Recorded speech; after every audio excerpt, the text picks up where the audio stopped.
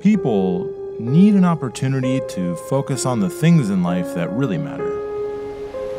Backpacking through the wilderness provides you with a chance to strip away your ego and to find your humility. Your day-to-day agenda simplifies, and therefore your life becomes simplified. Stress fades away. Days on the trail can be difficult. Finding water, cooking food, setting up shelter. Then you wake up and you do it all again. Within that simple routine, Mother Nature reveals these moments and these places that will seem like magic. These are the moments that will stay ingrained in your soul. They're what brought you here in the first place. You just didn't realize it yet.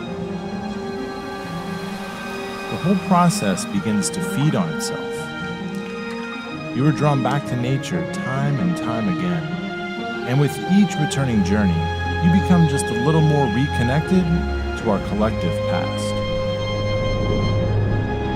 I invite you to subscribe to my channel and to follow along as I explore more of the journey.